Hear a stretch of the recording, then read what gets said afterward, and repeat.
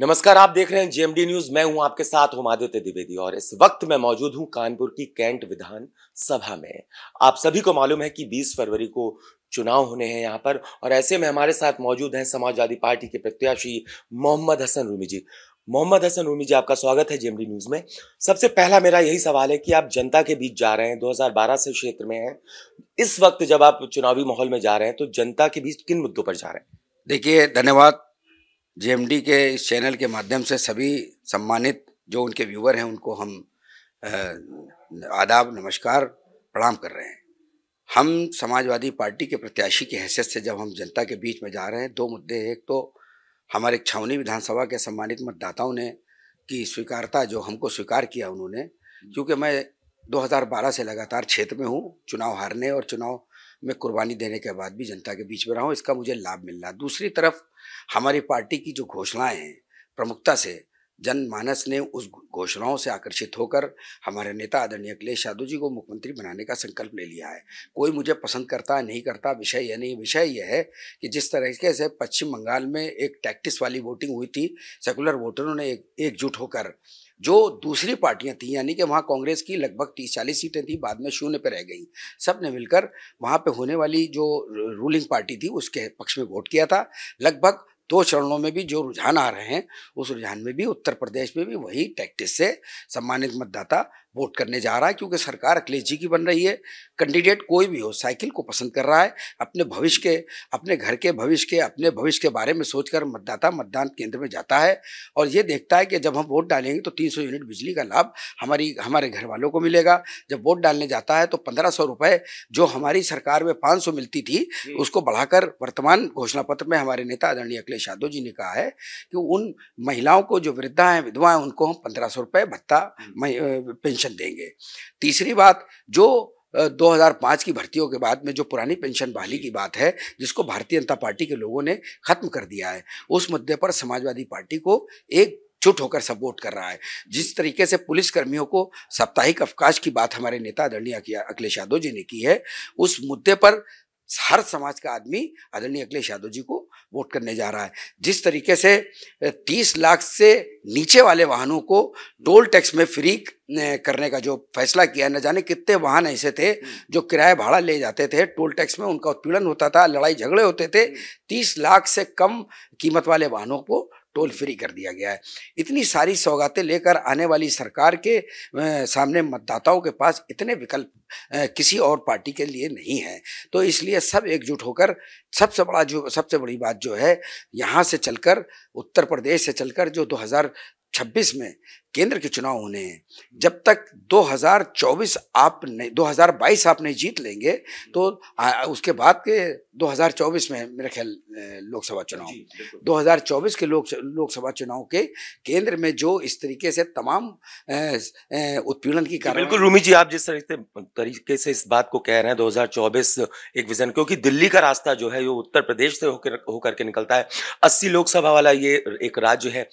हालांकि अगर बात कैंट विधानसभा की करें तो अभी अगर आपको जनता यहाँ की चुनती, क्योंकि जैसा हम लोग देख रहे हैं ग्राउंड जीरो पर जाकर के, जनता का आशीर्वाद और प्यार आपको मिल रहा है, 2012 से आप सक्रिय हैं, ऐसे में अभी कौन से विकास कार्य हैं जो इस विधानसभा में होने हैं?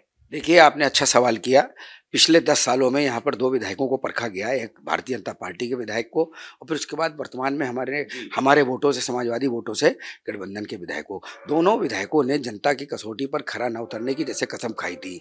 हमारा, जहाँ मैं रहता हूँ, जाजमऊ कानपुर की उद्योग नगरी का दिल है, क्योंकि ईस्ट ऑफ मैनचेस्टर में जो पहले टेक्सटाइल की शक्ल में पहचान थी कानपुर की, वो अब लेदर इंडस्ट्रीज ने पहचान बनाई थी। लेकिन भारतीय जनता पार्टी की ध्रुवीकरण की ढुलमुल नीतियों के कारण ये ऑक्सीजन पे लगा ये उद्योग, जहाँ पे 10 लाख लोग से ज़्यादा रोजगार पाने वाला ये औद्योगिक नगरी है और जाजमऊ क्षेत्र है, वहाँ पर आप ट्रेनियों के बाहर जाएंगे तो आपको 40-40 फीट, 20-20 फीट गहरे गड्ढे खुदे मिलेंगे, जिससे लोगों का ट्रक का आना तो बहुत दूर की बात है, पैदल चलने में लोग कतराते हैं, पैदल नहीं चल पाते। बताइए 20 फीट का गड्ढा कैसे लोग पार करेंगे?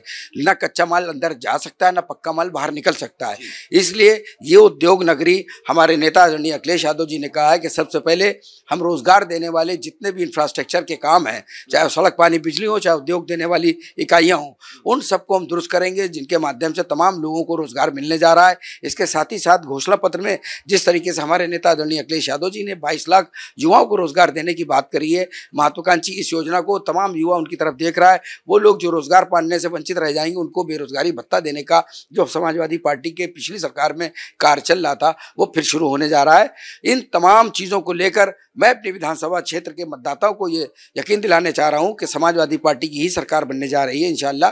और जब सरकार बन जाएगी तो फिर उस सरकार में सरकारी विधायक को, जिस तरीके से आप सरकारी विधायक से जो काम आप ले पाएंगे, वो दूसरे विधायकों से आप नहीं ले पाएंगे। जनता ठीक तरीके से समझ गई, ना भाजपा का ना कांग्रेस का। इसलिए कांग्रेस तो लड़ाई में भी नहीं, कांग्रेस की तो बात ही ना करिए। भारतीय जनता पार्टी की सरकार जा रही है और समाजवादी पार्टी की सरकार आ रही है। अखिलेश जी आ रहे हैं, और जब अखिलेश जी आएंगे तो कन्या विद्याधन भी बहाल होगा। जब अखिलेश जी आएंगे तो 300 यूनिट बिजली फ्री मिलेगी। इन सब मुद्दों को लेकर हम अपने क्षेत्र के इंफ्रास्ट्रक्चर की, पानी बिजली सड़क, इन सब पहले तो मूलभूत सुविधाओं में जो जो कमियां हैं, क्योंकि अगर सरकारी विधायक हो जाता है तो जो उसकी निधि होती है उससे 100 गुना ज़्यादा वो काम कर सकता है। और मेरे काम करने का, जब मैं 2012 से 17 में मैं विधायक नहीं बना था, मैंने करोड़ों रुपए की सड़कों का निर्माण कराया था। ये हमारे क्षेत्र की जनता ने ये हमारे बारे में देखा। सरकार थी जी, सरकार थी, इसलिए वो चीजें लोगों को याद है। इसलिए निधि के साथ साथ सरकारी चीजें जब हमारे साथ हो जाएंगी तो यहाँ पर किसी के पास जाने की आवश्यकता नहीं पड़ेगी। हम इन सब मुद्दों को लेकर जनता की अदालत में जा रहे हैं और अपार जन समर्थन अखिलेश जी के नाम पर मिल रहा है। अपार जन समर्थन मेरी कार्यशैली और मेरे जो झारूपन और मेरे जमीनी कैरेक्टर के हिसाब से मुझे मिल रहा है। बिल्कुल। मोहम्मद हसन रूमी जी, आपने वचन पत्र की बात की, यानी वचन 22 की बात कर रहे हैं, आप संकल्प पत्र की समाजवादी पार्टी की बात कर रहे हैं। इन सब से इतर अगर आपको विधानसभा, इस कैंट विधानसभा की जनता से क्या कुछ कहना चाहते हैं, क्या कुछ मैसेज देना चाहते हैं चुनावी माहौल में? धन्यवाद, आपने सवाल किया। मैं अपने क्षेत्र की सम्मानित जनता से, सम्मानित मतदाताओं से ये अपील करना चाहता हूं कि आपने 2012 में किसी को मौका दिया, आपने 2017 में किसी को मौका दिया, आप 2022 में एक मौका आपने इस सेवक को देकर देखिए। 5 सालों में अगर मैं कहीं से 19 हो जाऊं तो आपके पास वोट का अधिकार है। आप जो दूसरों के साथ किया उससे उस अधिकार से आप मेरे भी साथ वही कर सकते हैं। इसलिए एक मौका देकर आप, क्योंकि मेरे लगातार कोई और होता है हार जाता है तो क्षेत्र छोड़ देता है, कोई और होता है टिकट मिलने के बाद अगर उसको बिठाला जाता है तो मायूस हो जाता है। लेकिन मैं, क्योंकि आपका जनता में जो हमको मतदाताओं में जो हमारे क्षेत्र के लोगों ने, क्योंकि मैं एक भावुक आदमी हूँ, एक आदमी अगर मुझे मिलकर प्यार से सलाम कर लेता है तो मैं उसका दीवाना हो जाता हूँ। उस दीवानगी के कारण मैं अपने सम्मानित छावनी के मतदाताओं के बीच में, अपने लोगों के बीच में जाकर जब मैं मिलता हूं तो उनका अपार जन समर्थन प्यार मुझे मिलता है। और उन लोगों से मैं यह अपील कर रहा हूं, उस समर्थन, उस प्यार को आपकी मतदान केंद्र में जाकर 100% मतदान साइकिल वाले खाने में जो 2 नंबर पर है उसको बटन दबाकर हमको एक बार मौका देने का कष्ट करें। हम आपकी कसौटी पे 100% खरे उतरने का अपना सब कुछ लगा देंगे। बहुत धन्यवाद। तो ये हमारे साथ थे समाजवादी पार्टी से प्रत्याशी मोहम्मद हसन रूमी, जो कानपुर की कैंट विधानसभा से प्रत्याशी हैं। और जिस तरीके से इन्होंने बताया कि वचन 22 की बात अखिलेश यादव ने की है और ऐसे में वो यहाँ की जो मूलभूत सुविधाएं हैं उनको दुरुस्त करने का काम करेंगे, जो कमियां रह गई हैं उनको पूरा करने का काम करेंगे अगर यहाँ की जनता उन्हें एक बार सेवा का मौका देती है। फिलहाल अभी के लिए इतना ही। आप देखते रहिए GMT न्यूज।